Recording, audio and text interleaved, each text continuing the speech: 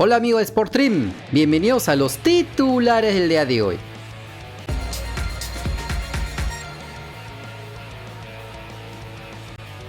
Luego de la buena victoria del Sporting Cristal en Ayacucho por la mínima diferencia con gol de Jofre Escobar, el técnico rimense Roberto Mosquera habló su regreso a Lima, donde lo más interesante fue el tema de su futuro en el club bajopontino. Entonces opinamos sobre cosas que no conocemos y claro, me critican por dar estas estadísticas, ¿no? Y yo creo que los 3 puntos son justos, ¿no? Y siempre que gane Cristal va a ser por los jugadores y siempre que perdamos va a ser porque hubo un cambio malo. Así que eso estoy acostumbrado y después se seguirá hablando de la Copa y que cuándo la Copa, porque somos un país que no miramos el presente, solo miramos el pasado, ¿no? Hemos jugado con Flamengo 120 millones de dólares. No quiere decir que te tenga que ganar, no, ganó 2-1. O sea, y claro, después cuando dicen, le tira el currículum, claro, internacionalmente yo llegué a cuarto de final con Wisterman, le ganamos 3-0 a River, a Palmeiras. Bueno, recordar eso, pero les refresco, ¿no? Para que estén tranquilos y que ojalá que podamos, mi contrato termina, así que seguro que lo dejaremos, si Dios quiere, campeón. Como se recuerda, el más resistido por la hinchada celeste es su propio entrenador, Roberto Mosquera. Pese a haberles dado 2 títulos en 3 años, siendo campeón de la Liga 1 en el 2020 y campeón de la Copa Bicentenario en el 2021, la gran deuda que le achacan es en la Copa Libertadores, donde el año pasado quedaron en tercer lugar y luego llegaron a los cuartos de final de la Copa Sudamericana. Pero este año quedaron eliminados de todo torneo internacional al quedar últimos en su grupo. Es por esto y sus actitudes dentro y fuera de las canchas que muchos piden que se acabe su ciclo en la Florida. Veremos si le cumplen su pedido.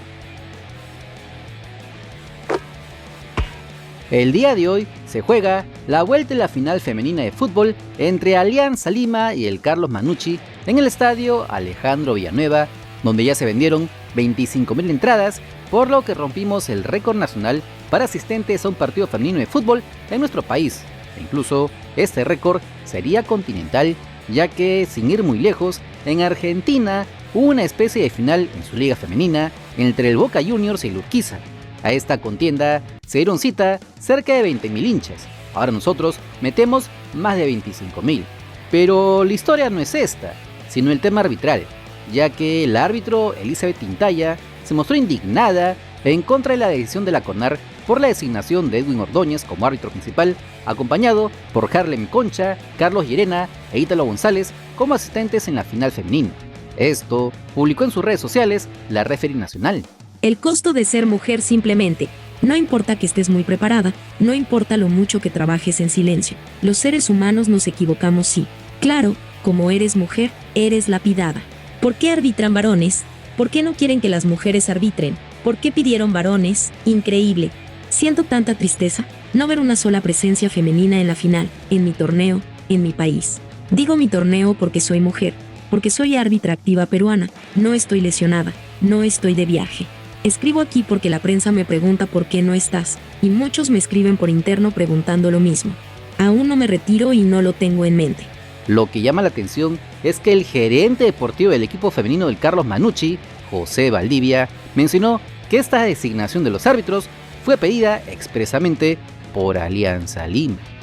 En Trujillo se ha estado pasando un audio de un arbitraje, de una solicitud de un arbitraje de un señor Villanueva, si no me equivoco, para el partido para nuestro partido de mañana, que supuestamente Alianza lo pedía. Pero yo no sé qué poder tenga Alianza para pedir árbitros, ¿no?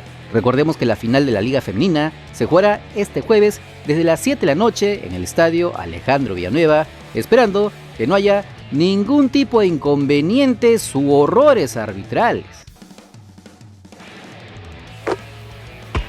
Luego de la derrota de Alianza Lima frente a la Universidad César Vallejo por 3-2 en el estadio Mansiche de Trujillo, las críticas al plantel blanquiazul no se hicieron esperar. Desde hace tiempo se vocea que para el próximo año se vendría una purga en el plantel victoriano. Jugadores como Jefferson Farfán, Hernán Barcos, Wilmer Aguirre, Aldeir Rodríguez, entre otros, podrían no seguir en el club para el 2023. En esa línea, desde hace tiempo, venimos anticipando de los posibles jugadores que podrían integrar el plantel del próximo año. Futbolistas como Franco Sanelato, José Bolívar y el mismo Brian Reina interesan a la directiva, aunque no sería el único que podría entrar en los planes. La información la trae el periodista deportivo Franz Tamayo. Gaspar Gentile, con 12 goles en la Liga 1, ha sido ofrecido a Alianza Lima y Universitario. El atacante de 27 años de edad está teniendo la mejor campaña de su carrera profesional con el UTC Cajamarca, donde ya milita desde el 2021, pero este año le está rompiendo con sus 12 goles, 6 de ellos en los últimos 4 encuentros. Y si a esto le agregamos sus 6 asistencias en el Gavilán del Norte, tenemos a uno de los goleadores del campeonato más infravalorados por la prensa e hinchas, aunque no para clubes de la Liga 1, porque también se vocea que equipos como el Cienciano del Cusco podrían llevárselo a costo cero, ya que su contrato vence este año. Veremos entonces si el zurdo argentino puede cambiar de aires y jugar nuevamente un torneo internacional el 2023. Y ya que hablamos de Alianza Lima, como se los anticipamos ayer, el club victoriano está en búsqueda de un técnico extranjero. Si bien aún las críticas no le salpican al Chicho Salas, se sabía desde el primer momento que asumió que no sería el principal para la siguiente campaña, por lo que se venía especulando de los posibles reemplazantes en el banquillo blanquiazul. Es así que ayer les informamos que el español Beñat San José interesaría a la directiva blanquiazul. Sin embargo, este movimiento estaría casi cerrado. La confirmación del mismo la trae el portal dedicado al club blanquiazul Alianza History. Principio de acuerdo entre Alianza Lima y Beñat San José para ponerse el buzo blanquiazul en 2023. Pesó su experiencia en menores de Real Sociedad de España y el Al Ittihad de Arabia Saudita. Ha sido campeón con Bolívar de Bolivia y Universidad Católica de Chile. Viene de dirigir al Mazatlán de México. Este técnico español, de 43 años, tiene una amplia trayectoria para haber dirigido solo 10 años, donde ganó títulos en Arabia Saudita con el Al Ittihad, mientras que fue campeón nacional en Bolivia y Chile con el Bolívar y la Universidad Católica respectivamente.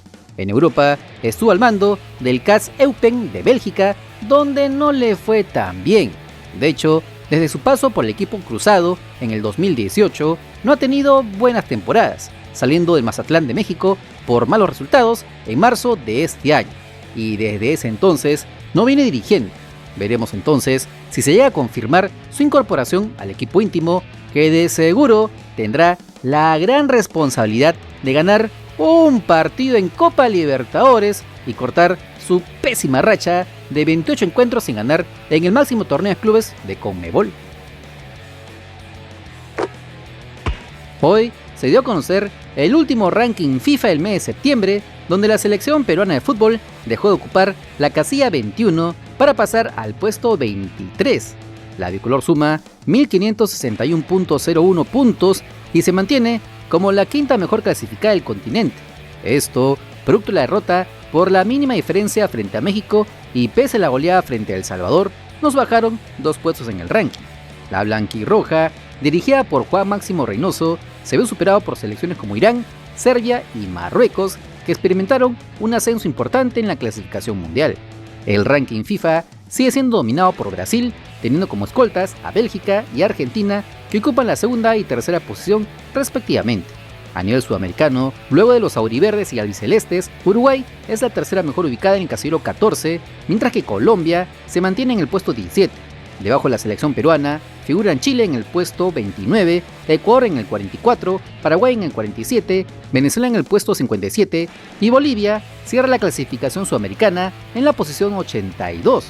Hay que recordar que el equipo nacional volverá a tener actividad en el mes de noviembre con 2 amistosos aún por oficializar frente a Paraguay en Lima y Bolivia en Santa Cruz, esperando que el cabezón Reynoso pueda plasmar mejor su idea de juego entre nuestros seleccionados nacionales en pos de iniciar con pie derecho las eliminatorias sudamericanas en marzo del próximo año.